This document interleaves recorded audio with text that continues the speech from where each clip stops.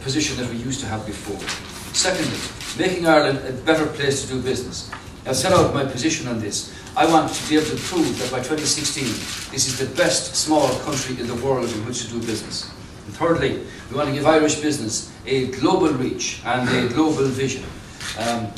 Multinationals in the exporting sector has done well, is doing well, and their projections are very strong. But our indigenous economy, our indigenous manufacturing, our indigenous job situation is in serious difficulty. So, point number one is, in order to get people back to work, we're going to keep taxes as low as we can. There will be no direct tax increases on job creation and on enterprise, because it is private enterprise. Men and women going about their business every day and give it their all, give all of their time. That will create the jobs upon which the economy is going to be built over the next number of years. We've already said that we would reduce employer PRSI by 50% on the lower paid, and to keep current jobs and encourage new ones. It is astounding when you go into small businesses how they say, can you do something to relieve the burden and the pressure that's on me as an employer to hold employees, make it easier to do that and take on new ones. As we said, there are 80,000 small firms in the country, where each one able to take on just one new person would be a dramatic impact on the live register. Secondly, the scourge of youth unemployment.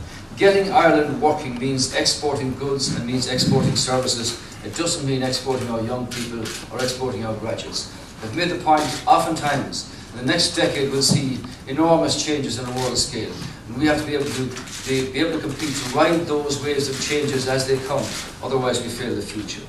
With the National Internship Programme, we have 23,000 public and private sector placements for graduates who are currently unemployed.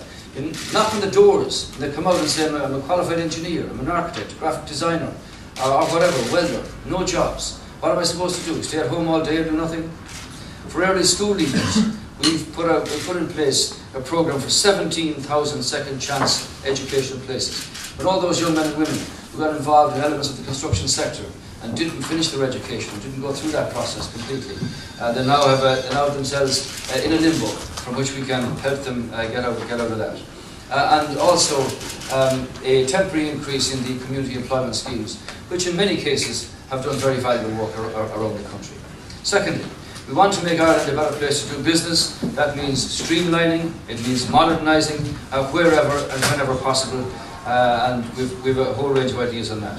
Secondly, employment law. It will be very cumbersome, very intricate, very complex. We'll consolidate that into a single Employment Act. And we'll support start-ups in business by having a simplified tax registration system. It's not necessary in start-up business to have to fill 25 pages of tax forms, which puts people off in the first place. We also want to eliminate the roadblocks to efficiency and enterprise. And red tape, we reckon, is costing at least €500 million.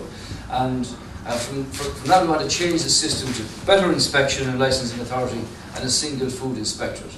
Small shop, Donegal, by-election. Man, I said to the man, what do you want really from the government situation? He said, I want one certificate on the wall that says I'm a compliant retailer. Currently I have 23 inspections, 23 different licenses in a shop that's only 150 square feet.